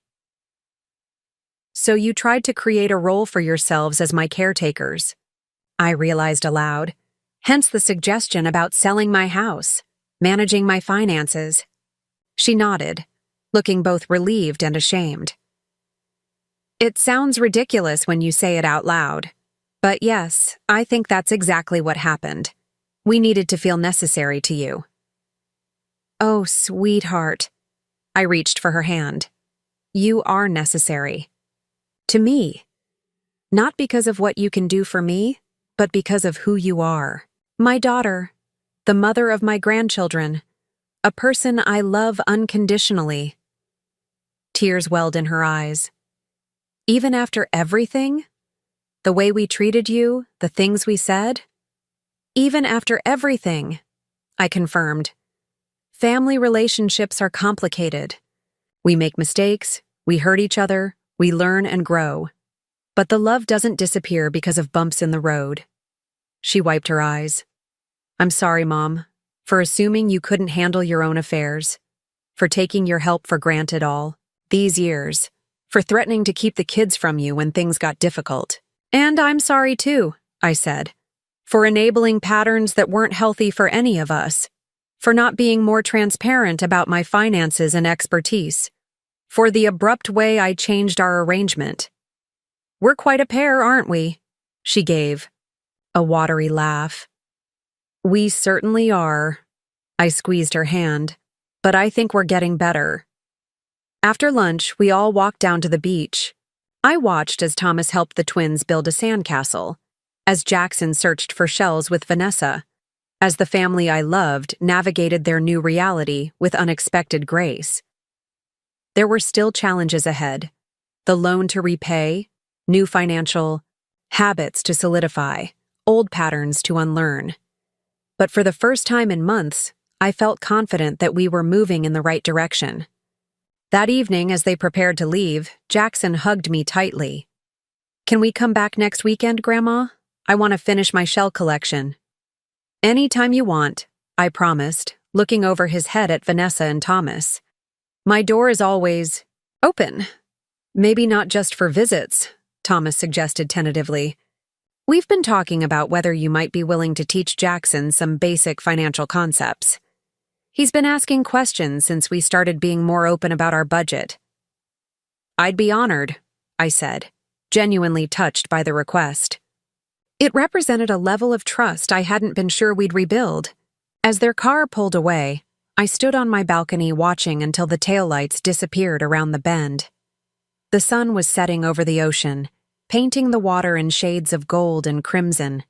I'd dreamed of this view for 20 years, but I'd never imagined the complicated path that would lead me here, or the lessons we'd all learn along the way. My phone chimed with a text from Vanessa. "Thank you for today, and for everything else. We love you." I smiled, typing back, "I love you too, all of you." The journey wasn't over. There would be setbacks, disagreements, moments of doubt. But we had crossed a threshold from transaction to transformation, from enabling to empowering, from financial dependence to something far more valuable: mutual respect and authentic connection. Sometimes the hardest boundaries to establish are with the people we love most. But as I watched the final rays of sunlight disappear below the horizon, I understood with perfect clarity that those boundaries aren't walls to keep people out. They're foundations upon which stronger, healthier relationships can be built. The credit cards I canceled weren't just plastic. They were symbols of an imbalanced dynamic that had diminished all of us in different ways. By ending that arrangement, painful as it was, I had created space for something better to emerge. A family connected by choice and love rather than financial obligation. The ocean before me stretched endless and deep, a reminder that some treasures take time to discover. I had found mine at 63, financial security, yes, but more importantly, the courage to stand in my truth and the wisdom to help those I loved find their own path to independence. Not by funding their journey, but by teaching them to navigate for themselves. There are some lessons we can only learn when the safety nets are removed, when we're forced to confront our own capabilities and limitations. For Vanessa and Thomas, that lesson had been painful but necessary. For me, the lesson had been equally profound. That true generosity isn't measured in dollars given, but in wisdom shared, boundaries respected, and independence fostered. The darkness settled around me, stars emerging one by one above the water. I breathed deeply, grateful for second chances, for difficult conversations, for the messy, complicated, beautiful process of growth. Sometimes the greatest gift we can give isn't financial security, but the belief that those we love are capable of creating their own. 6 months had passed since our first difficult financial planning session, and the transformation in my relationship with Vanessa and Thomas continued to evolve in ways I hadn't anticipated. Thomas had settled into his new position at the smaller financial firm, where his responsibilities focused more on client education than sales targets. The change suited him. There was a genuineness to his enthusiasm that had been missing in his previous role. "I actually sleep better at night," he admitted during a Sunday dinner at my Portland home. "I'm not constantly chasing impossible numbers or pushing products I don't believe in." "The pay difference must be challenging, though," I observed, passing him the salad bowl. "It is," he acknowledged, "but we're managing, and the firm has a profit-sharing structure that could make up some of the difference if we perform well collectively." Vanessa, who had been listening while helping the twins with their food, added, "The bizarre thing is that we're actually happier with less." I would have laughed if anyone had suggested that a year ago. Less stuff, more peace, I suggested. Exactly. Though I still miss the housekeeper, she added with a wry smile. The loan I had provided was being repaid according to schedule, with Thomas making monthly transfers like clockwork. More impressive than their financial discipline, however, was the shift in their approach to the children's understanding of money. Jackson now received an allowance divided into 3 clear containers: spending, saving, and giving. The twins, though still too young to fully grasp financial concepts, were learning to make simple choices about which activities or treats were worth their special tokens. Jackson asked me the most surprising question yesterday, Vanessa said as we cleared the dinner plates. He wanted to know if we could help him open an investment account with his birthday money from Uncle David. At 7, I couldn't hide my astonishment. He heard us talking about compound interest and decided he wants to make his money grow. His words, not mine. She shook her head, but her expression was proud. We told him he needs to keep his savings account until he's older, but we'd help him learn about different types of investments in the meantime. I may have some resources that would help with that, I offered. There are excellent books and games designed to teach children financial concepts. We'd appreciate that, Thomas said, joining us with a stack of cups from the dining room. We're still learning ourselves, to be honest.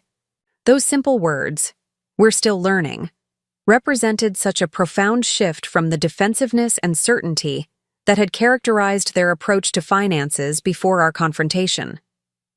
The humility to acknowledge their own knowledge gaps had created space for genuine growth. Not that everything was perfect. There were still occasional tension points, particularly around the grandchildren's educational expenses. The private school tuition remained a significant strain on their adjusted budget, and I sometimes wondered if they were maintaining this particular expense out of genuine priority or lingering pride. Have you considered the public school options?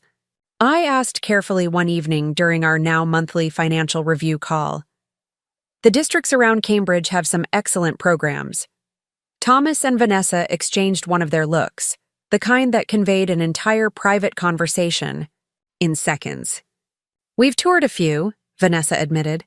The elementary school closest to us has a strong STEM focus that would be perfect for Jackson. But? I prompted, sensing the unspoken reservation. But it's complicated, Thomas said. Socially, academically, the transition would be challenging. And if we're being completely honest, Vanessa added, there's a part of me that feels like we'd be failing them somehow, like we promised them a certain kind of life, and now we're taking it away. Children are remarkably adaptable, suggested. Far more than we give them credit for. And they learn from watching how we handle challenges. Like downsizing our expectations? Thomas asked with a slight edge to his voice. I'd frame it differently, I countered. Like aligning our choices with our values. If educational excellence is the priority, there are multiple paths to achieve that. The question is whether the specific path of private education is worth the financial trade-offs required to maintain it. They didn't make any decisions that night, but 2 weeks later, Vanessa called with news. We're transferring Jackson to the public school for the fall semester, she announced without preamble. We had him spend a day there last week, and he loved their science lab, said it was way cooler than his current school. That's a significant change, I observed, careful to keep any hint of victory from my tone. This needed to be their decision, not my triumph. It reduces our expenses by $24,000 a year just for him, Vanessa said. The twins will stay in their preschool for now. They're still settling in after some separation anxiety issues, but we'll reassess before kindergarten. How do you feel about the decision? I asked, more interested in her emotional response than the financial details. There was a pause before she answered. Relieved, actually. We've been stretching so hard to maintain everything exactly as it was, and it's been exhausting. This feels like, I don't know, Like we're finally making choices rather than just desperately trying to hang on to a lifestyle that was never really sustainable. The wisdom in her words struck me profoundly. So much of their struggle, and my enabling of it, had been about maintaining appearances, preserving a facade of affluence that required constant behind-the-scenes scrambling. The shift toward authenticity represented growth I hadn't dared hope for 6 months earlier. This authenticity extended to other areas of their lives as well. Thomas had begun talking more openly with his colleagues about work-life balance and the pressure to project success. Vanessa had started a blog about their family's journey toward intentional living, as she called it, connecting with other parents navigating similar shifts in priorities. "It's not about deprivation," she explained when showing me the blog, during a video call. "It's about thoughtfulness, asking why we want what we want, need what we think we need." "That's a profound question most people never ask," I noted. "We certainly never did," Thomas acknowledged. "We just assumed more was better, period." As summer approached, they mentioned they were reconsidering their annual vacation plans. Instead of the luxury resort in the Caribbean they'd frequented, in previous years they were exploring options closer to home. "We're thinking about renting a lake house in New Hampshire for 2 weeks," Vanessa explained. "It's a fraction of the cost, no flights required, and the kids would have more space to run around than at a resort." "That sounds wonderful," I said, honestly. "Some of my favorite childhood memories are from simple lakeside vacations."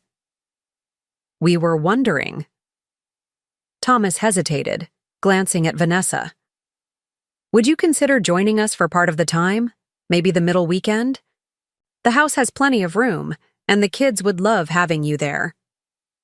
The invitation caught me by surprise. Despite our improved relationship, we hadn't yet spent extended leisure time together since the confrontation.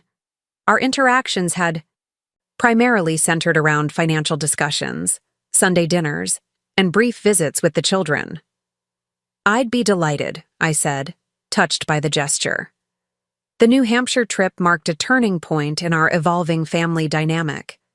Away from the pressures and patterns of daily life, in a setting that emphasized natural beauty over material luxury, we found a new ease with one another. The children led the way, their enthusiasm for simple pleasures, catching frogs by the bar dock, toasting marshmallows over the fire pit, watching storms roll across the lake, infectious and centering. One evening, after the children were asleep, the 3 of us sat on the screened porch, listening to the chorus of nighttime insects and sipping wine from modest glasses. "I've been thinking about something," Thomas said, breaking a comfortable silence, "about why we reacted so strongly to the suggestion that Claire should oversee our finances." Vanessa shifted in her chair. "That feels like ancient history now." "Not really," he disagreed gently. "I think understanding it helps prevent similar mistakes in the future." I stayed quiet, curious where he was headed with this reflection.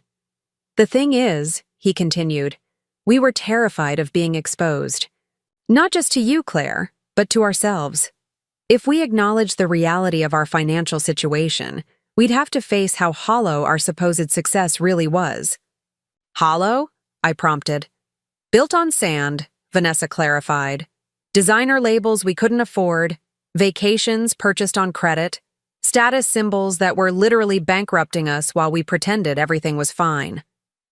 "So when you suggested—" "Taking control of my finances," I said slowly, "it was partly projection, seeing the manageable anxiety about my future as a way to avoid the much larger anxiety about your own."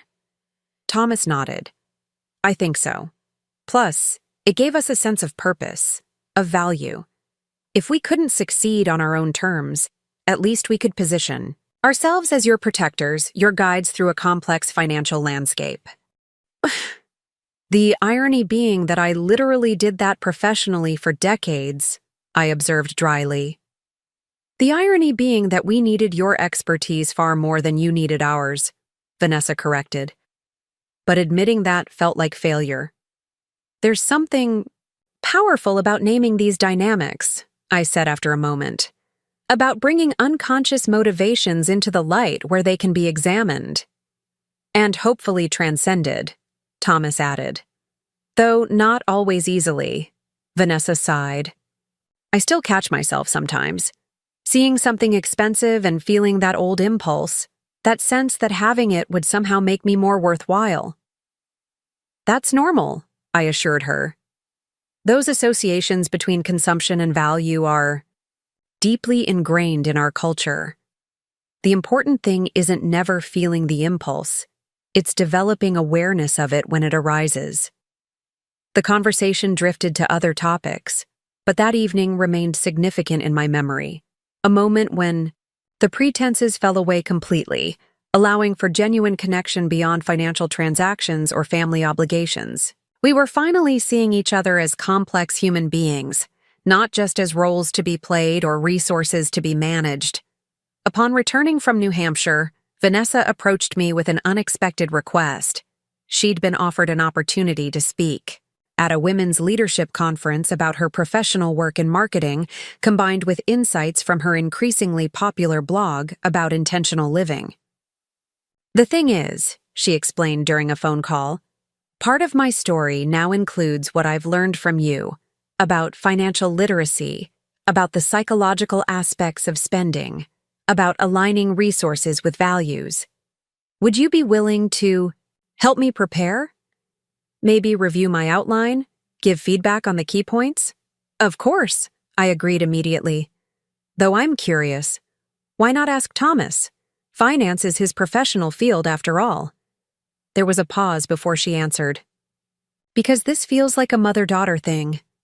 A passing of wisdom that I want to honor correctly.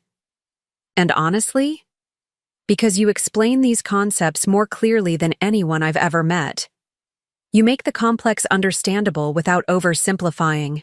Her words touched something deep within me, a recognition of professional value I'd rarely received from my own family. For decades, they'd benefited from my financial acumen without acknowledging its existence.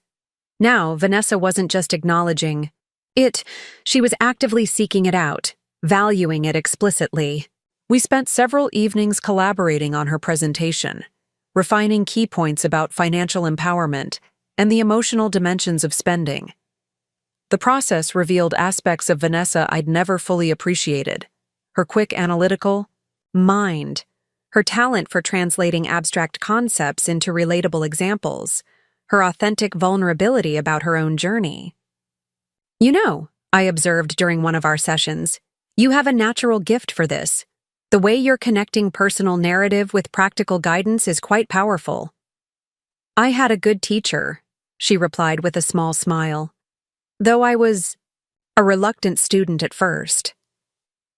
The best insights often come from our greatest challenges, I said, and you've faced this one with remarkable courage. The conference took place in Chicago on a crisp autumn weekend.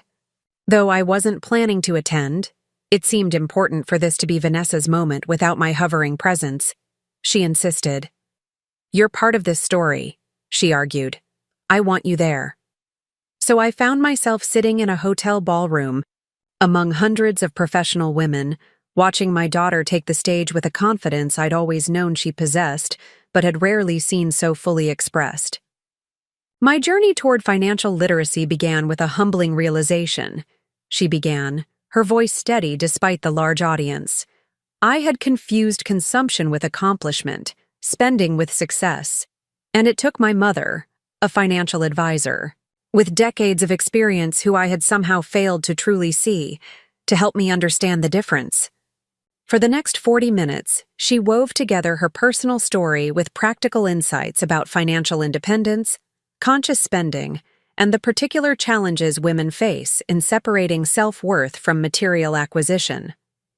She was honest about the tensions in our relationship, the resistance she'd initially felt toward examining her financial habits, and the freedom she'd ultimately found in aligning her resources with her genuine priorities.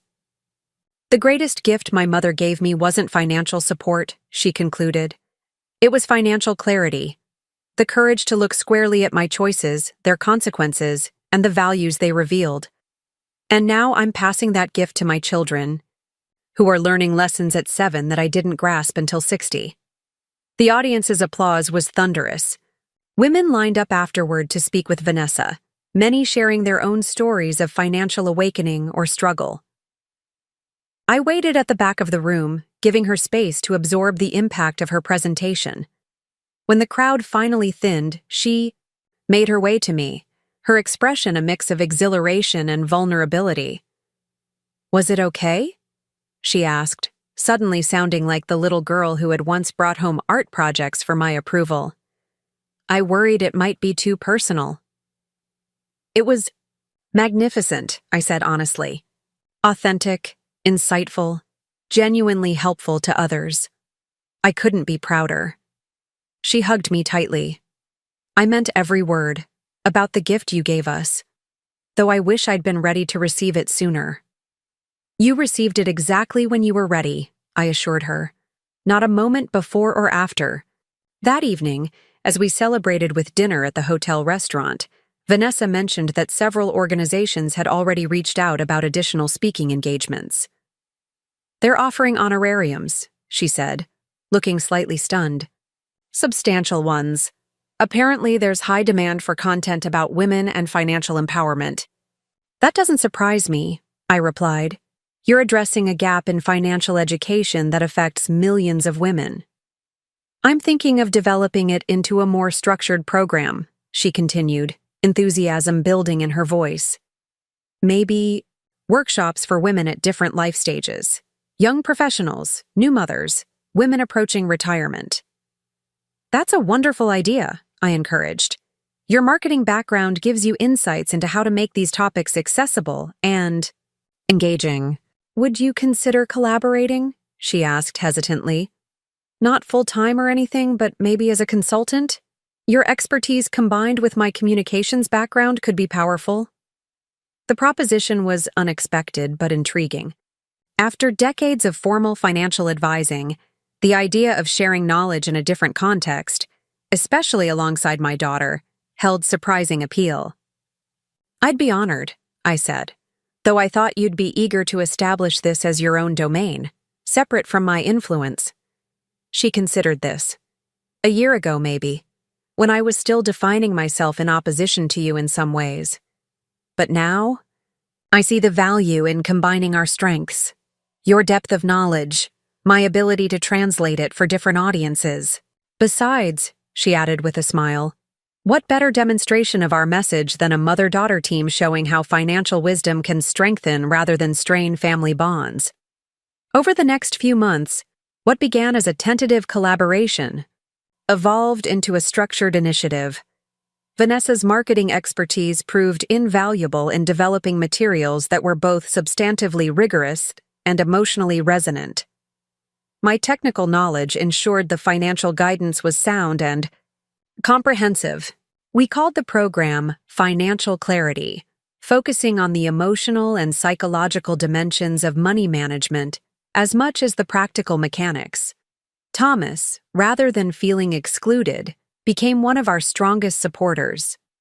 His experiences in the traditional financial industry gave him insight into the gaps our program could fill. "Most financial education focuses exclusively on the numbers," he observed during a planning session. "The technical aspects. But you're addressing the human elements, the fears, habits, and unexamined beliefs that drive financial behavior. That's where the real transformation happens." As our program gained momentum, I found myself reflecting on the irony of the situation. The crisis that had begun with Vanessa and Thomas questioning my financial competence had culminated in a venture that celebrated and amplified that very expertise. The painful confrontation that had threatened to sever our relationship had ultimately created space for a more authentic connection, one based on mutual respect rather than financial dependency. One evening, as Vanessa and I were finalizing materials for an upcoming workshop series, she paused, looking thoughtful. "You know what still amazes me?" she said. "How differently this all could have gone if you'd simply given in when we suggested taking control of your finances. If you'd continued supporting our lifestyle without question. If you'd chosen peace at any price rather than standing your ground. We'd all be poorer for it, I observed. Not just financially, but in every way that matters. Exactly. Your refusal to be diminished was actually the greatest act of love, for yourself and for us, even though we couldn't see it at the time. It wasn't easy, I admitted. There were moments I nearly relented, especially when access to the grandchildren was threatened. She winced. I'm still ashamed of that. Using the children as leverage was inexcusable. Fear makes us do desperate things, I said gently. And you were afraid of change, of loss, of facing financial realities you'd been avoiding for years. Still, she insisted, some tactics cross lines that shouldn't be crossed. I'm grateful you held firm despite that pressure. What helped? I reflected, was recognizing that true love sometimes requires difficult boundaries. That allowing harmful patterns to continue isn't actually loving, even when it feels easier in the moment. Vanessa nodded slowly. I think about that a lot now with the children. About the difference between indulgence and genuine nurturing. About what legacy I want to leave them beyond material comforts. And what have you concluded? I asked. That the greatest inheritance isn't financial, it's equipping them with the tools to build meaningful lives aligned with their own values. Teaching them to define success by how closely their choices match their deepest priorities, not by external validation or comparison to others. Her words echoed my own evolving philosophy, though I'd arrived at it much later in life than she had. In that moment, I felt the profound satisfaction of witnessing generational learning, of seeing my daughter grasp and extend insights that had taken me decades to fully comprehend. You've come so far, I said softly. We have, she corrected. All of us. As we returned to our work, finalizing slides and discussion guides for women seeking financial clarity in their own lives, I thought about the strange, winding path that had led us here. The confrontation that began with canceled credit cards and accusations of confusion had blossomed into a collaborative venture built on mutual respect and shared purpose. There had been no straight line from crisis to resolution, no neat three-step process to repair what had been damaged. Instead, there had been difficult conversations, tentative trust-building, occasional backsliding, and gradual shifts in understanding, the messy, non-linear work of genuine transformation. And through it all, through the confrontations and reconciliations, the painful truths and healing acknowledgments, one insight had become increasingly clear. Sometimes the most loving thing we can do for others is to stand firmly in our own worth, refusing to be diminished even by those we care about most deeply. Because in doing so, we create the possibility for relationships based on authenticity rather than accommodation, respect rather than resentment, genuine connection rather than conditional transaction. The credit cards I'd canceled had been symbols of an imbalanced relationship, material manifestations of a dynamic that had diminished all of us in different ways. In withdrawing that particular form of support, I had created space for something far more valuable to emerge. The opportunity for my daughter and son-in-law to discover their own capacity for resilience, their own path to financial clarity, their own definition of meaningful success. And in that space, something unexpected had blossomed. Not just financial independence, but a deeper, more authentic family connection. One built not on dependency or obligation, but on mutual respect, shared purpose, and the genuine desire to see each other thrive. 1 year to the day after I'd canceled those credit cards, I sat in the back row of a community center in Cambridge, watching my grandson Jackson stand proudly at a small podium. At 8 years old, he was presenting what he'd learned in the children's financial literacy workshop that Vanessa and I had developed as an offshoot of our main program. My grandma taught me that money is like water, he explained to the audience of parents and fellow students. It can flow in different directions, and you get to decide where it goes. Some for now, some for later, and some to help other people. His simple explanation brought tears to my eyes, not just because of the pride I felt watching him grasp concepts that had eluded his parents for decades, but because of the journey that had brought us all to this moment. A journey that began with confrontation and had transformed into collaboration, with unexpected gifts emerging from painful truths. After the presentation, as families mingled over punch and cookies, Thomas approached with the twins in tow.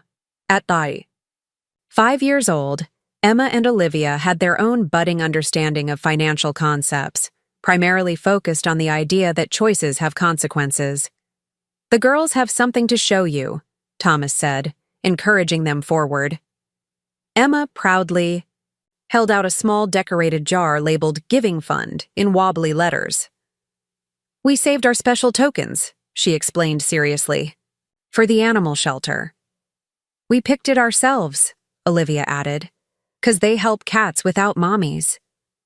"That's a wonderful choice," I told them, genuinely moved by their earnestness. "Those animals will be very grateful for your help." As the twins ran off to find their mother, Thomas lingered. "I never thought I'd see my children excited about savings jars," he admitted with a rueful smile. "Especially when I recall how dismissive I was about your financial advice initially." "They're learning earlier than most," I observed, "including their parents." "Including their father, certainly." He paused, his expression turning reflective. "You know, when I was growing up, money was never discussed in our house except as a source of stress. My father would stare at bills. In silence, my mother would hide purchases from him, and the tension was constant but never addressed. I swore I'd create a different atmosphere for my own family." "And you have," I assured him. "Just not in the way you originally imagined." "No," he agreed. "I thought success meant never worrying about money because there was always enough. I didn't understand that true financial peace comes from alignment and awareness, not abundance alone." His insight surprised me. Thomas had been the more resistant of the two initially, clinging longer to the prestige markers of his former lifestyle. Yet here he was, articulating a philosophy of financial well-being that many never grasp despite decades of prosperity. Children are fortunate to have parents who've learned these lessons," I said, "and who are willing to share their own journey, including the missteps." Thomas nodded thoughtfully. "That's been one of the biggest shifts for me, recognizing that protecting them doesn't mean projecting an illusion of perfect financial mastery. It means modeling honest engagement with money, including the emotional aspects." Across the room, Vanessa was engaged in animated conversation with another mother. Since launching our financial literacy initiative, she'd discovered a genuine passion for education that transcended her marketing background. The workshops were now running in 3 locations across Boston, with plans to expand to other cities. What had begun as a tentative collaboration had blossomed into a thriving enterprise, combining my financial expertise with her communication skills. More significant than the program's success, however, was the transformation in our family dynamics. The power imbalance that had characterized our relationship for decades, me as provider, them as recipients, had shifted toward a more equitable exchange of value. They no longer needed my financial support to maintain their lifestyle, and I no longer carried the unspoken burden of being their safety net. The loan I'd provided to consolidate their high-interest debt had been repaid ahead of schedule, with Thomas making the final payment the previous month. "No more financial entanglements," he'd said when showing me the confirmation. "Just family ties."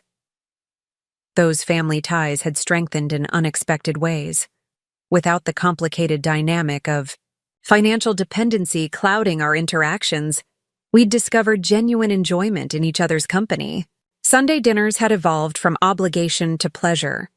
Vacation planning now focused on creating meaningful experiences rather than maintaining appearances.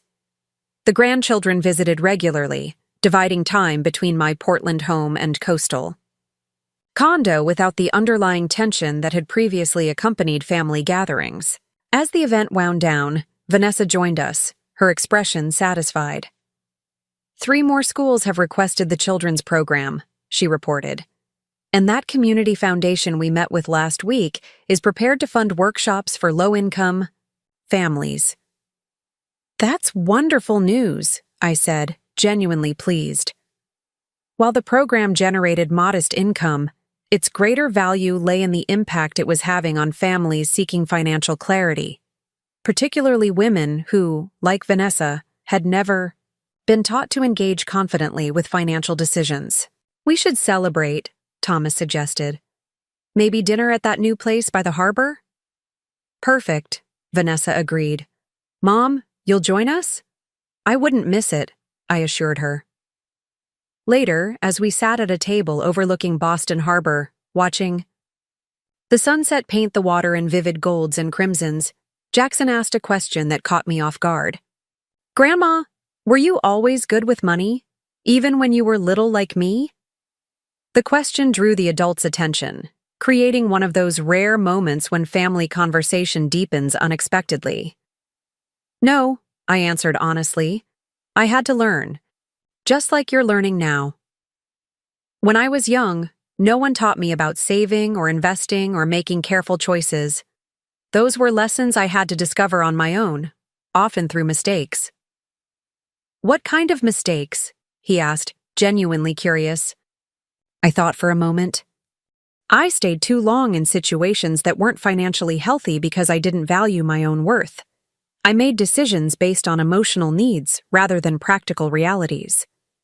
And for many years, I enabled others to depend on me rather than develop their own financial strength. Vanessa's eyes met mine across the table, acknowledging the gentle reference to our own history without defensiveness. The important thing, I continued, is that mistakes can become valuable lessons if we're willing to learn from them. Every financial choice teaches us something. About money, yes, but also about ourselves and what truly matters to us. Jackson considered this seriously. So making mistakes is okay as long as you learn from them? Exactly, Thomas answered before I could. In fact, some of life's most important lessons come from the mistakes we make and how we respond to them. Like, when you and Mommy had to stop using credit cards, Jackson asked innocently. There was a moment of startled silence before Vanessa laughed. Yes, exactly like that. That was a big lesson for Daddy and me about making better choices. And now you help other people learn about money too, Jackson observed, pride evident in his voice. We do, Vanessa confirmed, and Grandma helps us because she knows more about it than almost anyone. The simple acknowledgement, so different from the dismissive attitude they'd once held toward my financial expertise, reflected how thoroughly our relationship had evolved. What had once been a source of tension, even resentment, had transformed into a foundation for mutual respect and collaboration. After dinner, as we walked along the harbor promenade, Thomas fell into step beside me, while Vanessa went ahead with the children. I've been meaning to ask you something, he said, his tone casual but with an underlying nervousness I rarely heard from him anymore. It's about work. Oh, I prompted. I've been approached about a new position, senior financial educator at a community development institution. The focus would be helping low-income families build financial capacity through workshops, counseling, that sort of thing. That sounds perfect for your skills, I observed, especially given what you've learned through your own journey. That's what I thought too. He hesitated. The catch is that it's a significant pay cut from my current role. About 30% less. I waited, sensing there was more to his concern than the reduced salary. Vanessa says we should consider it, that we can adjust our budget accordingly, that the meaningful work would be worth the financial trade-off. He shook his head slightly. A year ago, a suggestion like that would have triggered a 3-day argument. And now? I asked. Now I'm actually considering it. More than considering, I'm excited about the possibility. He looked genuinely surprised by his own evolution. The thing is, I'd be working primarily with families in financial crisis, helping them develop sustainable plans rather than just quick fixes, using my experience in finance combined with, well, the perspective I've gained from our own challenges. It sounds like a perfect alignment of your professional skills and personal insights, I observed. That's what I thought too. But I wanted to get your take, given your experience with major career transitions. The request for my opinion, not just as a source of financial support, but as someone whose professional judgment he valued, touched me deeply. I've found that work aligned with your core values provides a satisfaction that purely financial rewards rarely match, I told him, especially as we mature and gain perspective on what genuinely matters. Thomas nodded thoughtfully. That's how I'm leaning. The financial adjustment would require some changes, but nothing we couldn't handle with proper planning. And you've developed those skills now, I reminded him. You have tools you didn't possess when making career decisions before. Thanks to you, he acknowledged. Thanks to your own willingness to learn and grow, I corrected gently. My role was simply opening a door you chose to walk through. Ahead of us, Vanessa had stopped with the children to watch a street performer juggling flaming torches. Their delighted laughter carried back to us on the evening breeze. The simple joy of the moment, family together, present and engaged, uncomplicated by the tension that had once permeated our interactions, felt like its own kind of wealth.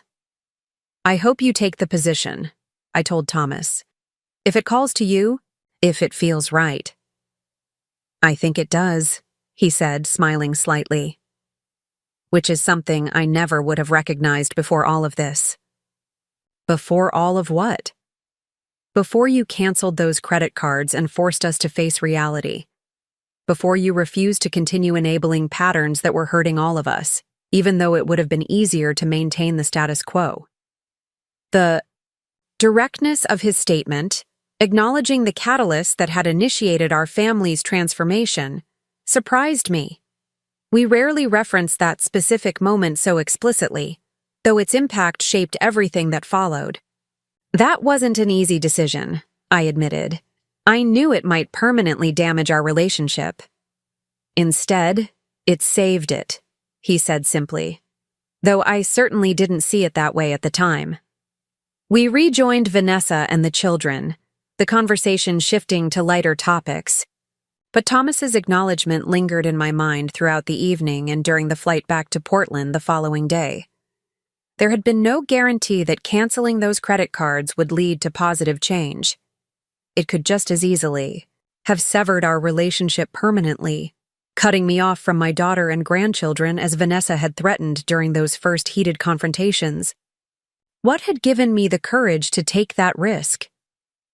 Perhaps it was the clarity that comes with age, the recognition that enabling harmful patterns isn't actually loving, no matter how it might feel in the moment. Perhaps it was simply the accumulated weariness of decades spent being valued primarily for what I could provide rather than who I was. Or perhaps it was the growing certainty that true support sometimes requires difficult boundaries, even when, especially when, those boundaries trigger resistance. Whatever the source of that courage, I remained profoundly grateful for where it had led us. Not to a perfect family, such a thing doesn't exist, but to one built on more authentic foundations than before. One where financial transactions no longer substituted for genuine connection. One where respect flowed in multiple directions, rather than being demanded from only one side.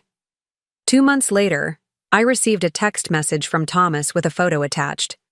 It showed him standing outside a modest brick building with a sign reading, Community Financial Empowerment Center. His smile was genuine, his posture relaxed in a way I'd rarely seen during his years at the prestigious financial firm. First day at the new job. The message read, different kind of work, different kind of reward. Thank you for helping me recognize the difference. I smiled at my phone screen, warmth spreading through my chest. not the warmth of being needed or even appreciated, but the deeper satisfaction of witnessing genuine growth in someone you care about, of seeing them discover their own path to meaning and purpose, even if that path differs from the one they'd originally envisioned. That evening, I sat on my coastal balcony watching the sunset, reflecting on the journey of the past year. The high confrontation that began with canceled credit cards had evolved into a profound reset of family dynamics, personal values, and professional directions. What had initially felt like a painful rupture had created space for something healthier and more authentic to emerge. There would always be challenges, of course. Family relationships are never completely smooth, financial pressures never entirely absent. But we now face those challenges from a foundation of mutual respect and shared understanding rather than dependency and resentment. As darkness settled over the ocean, stars emerging in the clear spring sky, I felt a deep contentment that had nothing to do with material wealth or financial security. It came from knowing that in standing firmly for my own worth, refusing to be diminished even by those I loved most, I had ultimately created space for all of us to grow. For my daughter and son-in-law to discover their capacity for resilience and adaptation. For my grandchildren to develop a healthier relationship with money than their parents had. And for myself to experience family connections based on genuine appreciation rather than financial utility. Sometimes the most valuable gifts we can offer those we love aren't material at all. Sometimes they come in the form of difficult truths, challenging boundaries, and the refusal to enable patterns that ultimately diminish everyone involved. The credit cards I canceled weren't just plastic. They were symbols of an imbalanced relationship that had outlived its usefulness. In withdrawing that form of support, I had created the possibility for something far more valuable to emerge. Family connections built on authenticity, mutual respect, and the shared journey toward alignment between resources and values. The true wealth, I realized as I watched the moonlight silvering the waves below, had nothing to do with investment portfolios or beachfront properties. It lay in the transformation itself, in the courage to risk comfort for truth, to choose growth over stagnation, to believe in the possibility of relationships based on mutual value rather than one-sided accommodation.